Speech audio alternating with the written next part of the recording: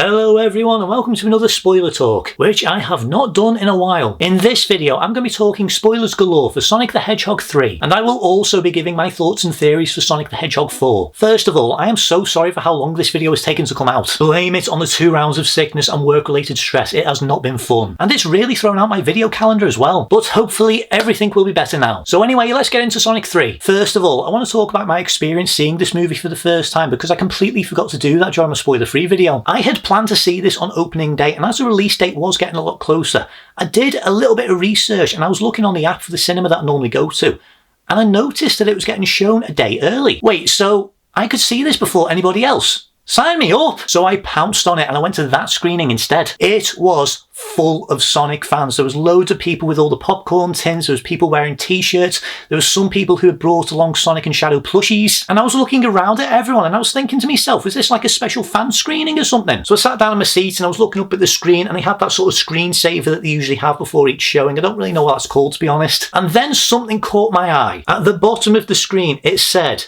"This performance contains closed captions."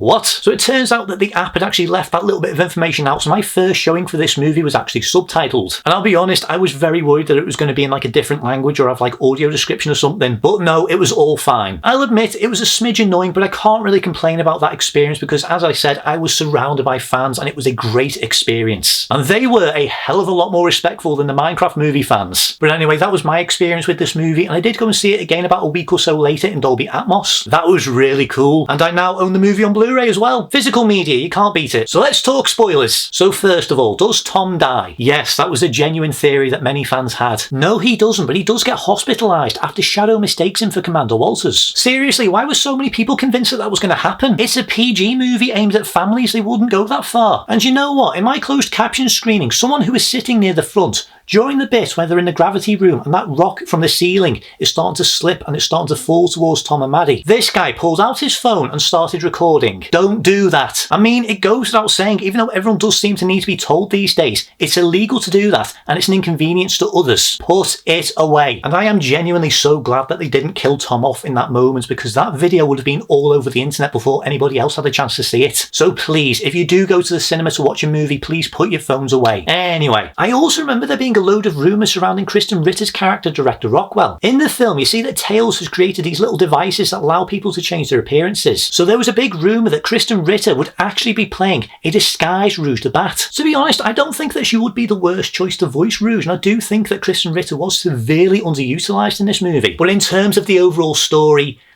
I don't think it would have made sense. There was also a load of rumours about another character being hidden from the marketing, and I'll talk about her later. By the way, what happened to Neil McDonough's character from the first film? He was literally in it for 2 minutes and then we never see him ever again. Seriously, don't waste him, he's a great actor. At least Wade Whipple got a cameo in this, that was nice to see. Anyway, let's talk about Easter eggs next. I have said in previous videos that I am a fan of the Sonic the Hedgehog video game franchise, and I did grow up with them. I came into this franchise in the early 2000s, Sonic Heroes was one of the first ones that I ever played. I haven't played every single one of the games, but I have played quite a few of them over the years. So seeing this movie and the amount of Easter eggs, references and callbacks to the games that I grew up with, the games that made me a fan of this franchise, that was so special. The biggest ones that stood out to me were things like the scene where Sonic, Tails and Knuckles dive out of the gun helicopter, and just before they land, they all grab hold of each other and Tails slows them all down, just like they do in Sonic Heroes when you switch to Tails. I was a big fan of Sonic Unleashed when I was younger, and I played both the PS2 and PS3 versions. Eggman Land gets a shout out, which was pretty cool. I know this one was divisive, but I absolutely loved the Shadow the Hedgehog game, and considering that Shadow is one of the main characters of this movie, and Jeff Fowler, the director, actually worked on the cinematic sequences for the Shadow the Hedgehog video game,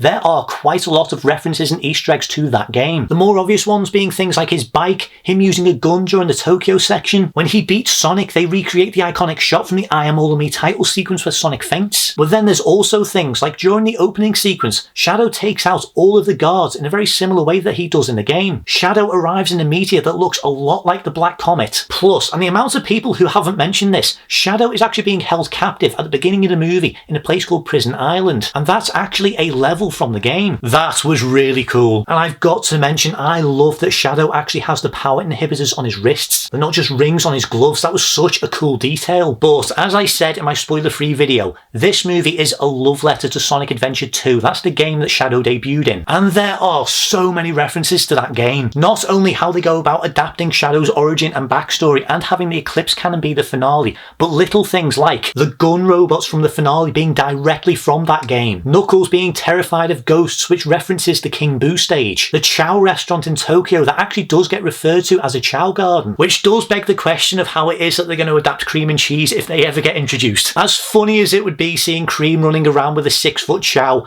I don't see that happening. I can't take credit for that. Channel Puppet, if you're watching, thank you so much for that image. Anyway, there's also a handful of lines of dialogue that are directly from Sonic Adventure 2, like the scene where Team Sonic are diving out of the helicopter, and they say, "Talk about low-budget flights. No food or movies?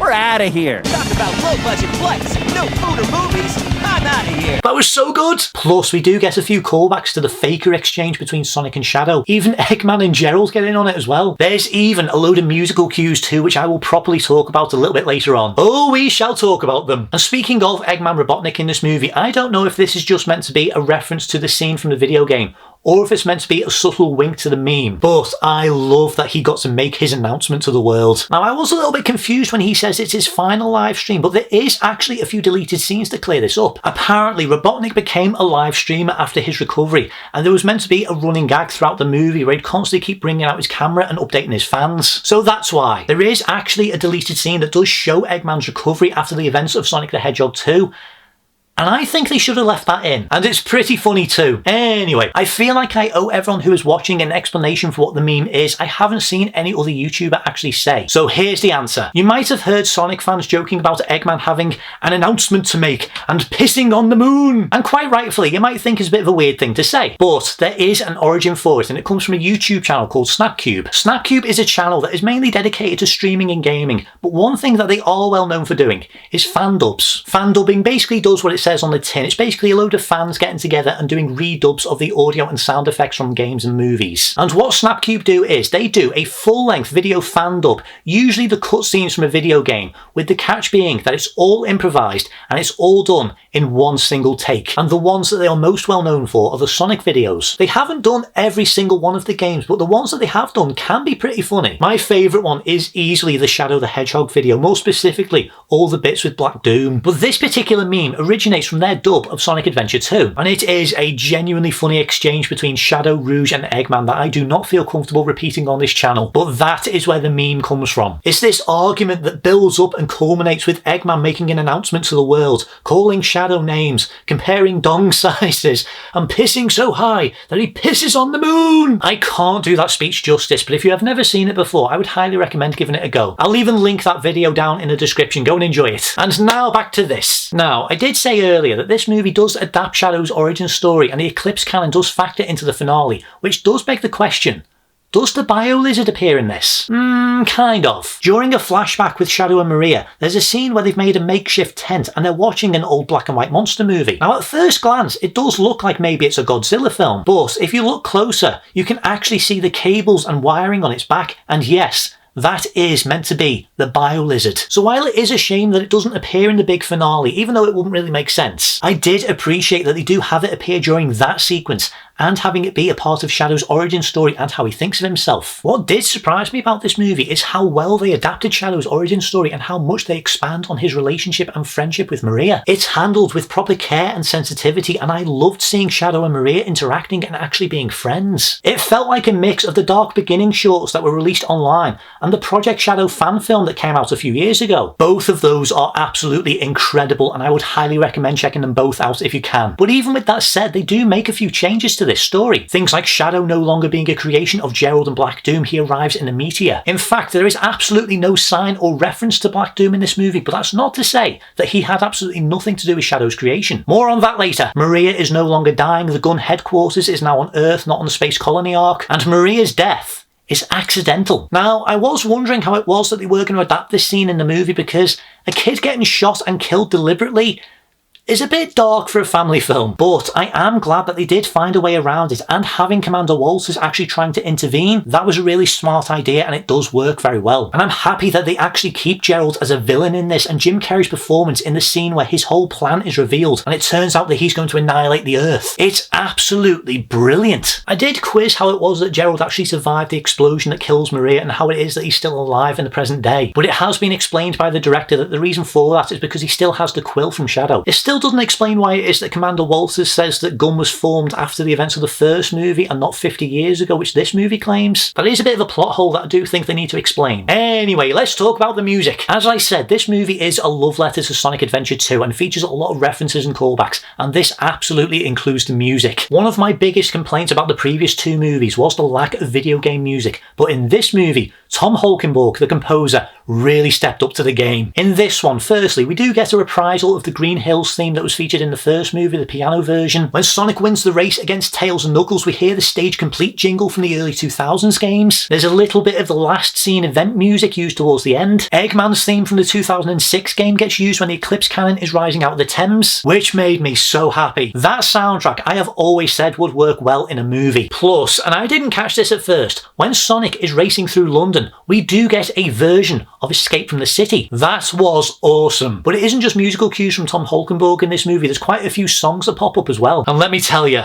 some of them made me so happy. So let's start off with the non-Sonic ones. Honestly, I love the songs that they picked and how they used in this movie. End of the Line by the Travelling Wilburys has always been a favourite of mine, and I loved hearing it during the Shadow and Maria flashback. Galvanised by the Chemical Brothers is not a personal favourite, but I did enjoy that sequence and it sounded great in surround sound. That scene made me realise just how much I am going to miss Jim Carrey when he retires. That was so much fun. There's also a band called One OK Rock who have previously had one of their songs feature in Sonic Frontiers, the video game, and one of their songs does feature in this as well. It's a song called Neon Lights and it plays when Team Sonic dive out of the helicopter. It's not my favourite song of theirs, but it was really cool seeing them being featured in this. There's also a rendition of 99 Red Balloons from a band called Goldfinger, and I love it. It plays during the race at the beginning, and I can't lie, that song backing up the shot of Sonic spin dashing through the trees of Green Hills, that was perfect, and it was a good sign that we were going to get a properly good soundtrack in this movie. I was quite surprised how divisive the Run It song was from Jelly Roll. It's not a fantastic song by any means, but I do think that compared to the two original songs that were featured in the first two movies,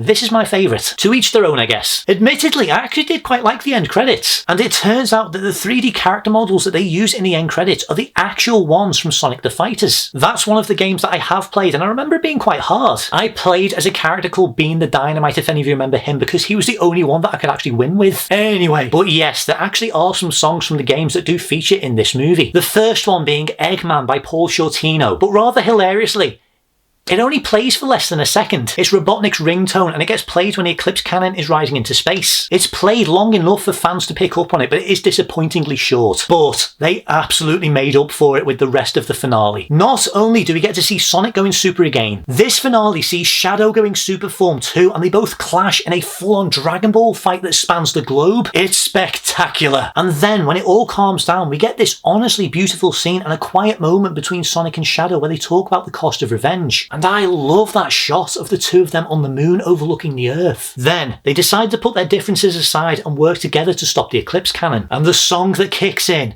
is Crush 40's Live and Learn. Oh my god, they actually did it. And it was so good. Now, admittedly, it's not the original version of this song. It's a remixed version from Tom Holkenborg because I think there's a few copyright problems involved. But even so, hearing that song in this movie during that exact sequence, for me as a fan, that meant so much. It really did. And I love how it's woven into the soundtrack as well. It's basically used as Shadow's theme throughout the movie, and it's used to highlight his emotional struggle. So when we do get the actual song during that sequence, it feels earned. Maria even plays a few notes of it on an acoustic guitar at the beginning. Tom Holkenborg, well done. This finale is everything that fans could ask for. We see Sonic and Shadow in their super forms working together, recreating the iconic pose. We see Gerald get his comeuppance in the funniest way possible. We see Robotnik working with Tails and Knuckles to stop the cannon. We see the moon being sliced in half. And we get a surprisingly touching send-off for Robotnik, and it was brilliant. But I don't think that's the end of Robotnik altogether, and I do have a few theories. And yes, this movie has two post-credit scenes. The second one, very simple, sees Shadow back back on Earth picking up his power inhibitor, showing that he did survive the explosion. I don't think that anyone doubted that that would happen, but the biggest question is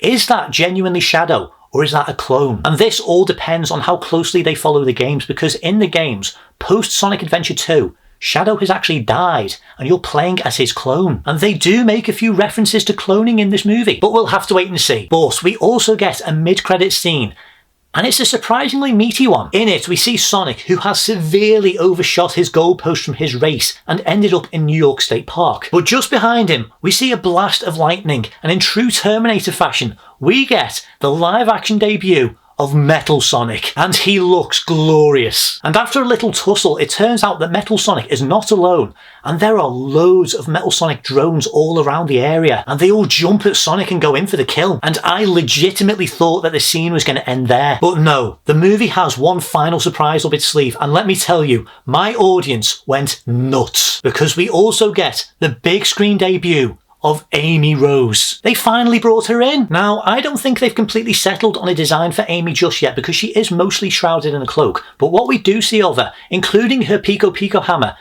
it looks really good. I do wonder who it is that they are going to get to voice Amy and how it is that Amy is going to get portrayed, because I do have a feeling that she will be a bit different to the games. If she is anything like she was in that fan-made animation that came out last year from a channel called Graphy, I think the fans will be very happy, even with the voice. But we'll have to wait and see. I have had a thought about who it is that they could get to voice Amy, and I know some people might disagree with this, but honestly, I think maybe somebody like Kaylee Cuoco or Linda Cardellini would be good choices. I just hope they don't end up casting like Zendaya or Sydney Sweeney or someone like that. There are other voice actresses available Hollywood, and I'm not knocking either of them, because I do think that both of them are decent actresses, but I don't think that their vocal performances would suit Amy. I do trust the casting department though, because I think they've absolutely nailed it so far. So I do confidently think that they will cast the right actress to voice her. And best of luck to whoever does get cast. This honestly was a perfect note to end on, and it has left me so excited for the future of this franchise. So what do I think will happen next? Well, it has been officially announced that Sonic the Hedgehog 4 is in development and currently slated for 2027. And obviously, Amy and Metal Sonic will be key factors in it, especially since the title card has a pink 4, in the same way that Sonic 2 was yellow for Tails and Sonic 3 was red for Shadow. Do I think that Shadow the Hedgehog is going to be in it?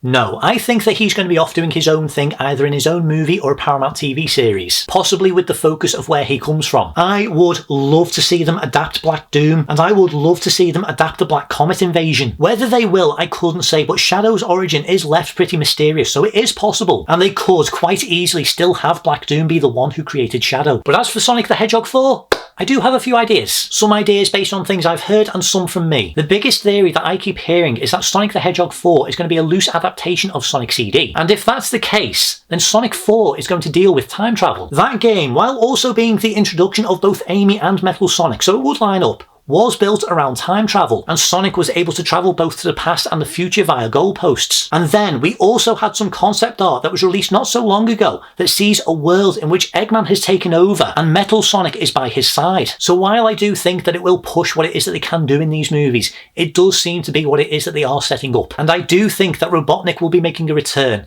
And I have a theory how. When Shadow charges up the Eclipse cannon with Chaos Energy, it overloads and explodes. But in the games, Chaos Energy allows manipulation of time. It's something that Shadow does quite a lot, and it was a big plot point in Sonic 06, where they use Chaos Control to open up time portals. So my theory is that Robotnik didn't die during the explosion. The explosion opened up a time portal and sent Robotnik through into the future. And when he's there, he starts to build himself up again and build an empire to take over the world. And if it does take place in the future, we could potentially see characters like Silver and Blaze. But in terms of how they're going to adapt Metal Sonic in his story, I do wonder how much influence they're going to take from the comic books or the animated movie. But my biggest hope is that we see Sonic and Metal Sonic clash enough times over the course of the movie that Metal Sonic becomes much more desperate to one-up the real Sonic and prove that he's the original, and he starts going to extreme lengths to do so. And I would love it if he evolves his form across the film until he eventually turns into the Metal Overlord from Sonic Heroes, and that is the finale. And as long as that scene has What I'm Made Of blaring in the background, we'll be all good. But at this point in time, I'm just happy that these movies have turned out as well as they have, and I hope that part 4 continues the winning streak. And will we see Sonic the Hedgehog 5 and 6 in the future? Who knows? But if they do eventually do Sonic the Hedgehog 5,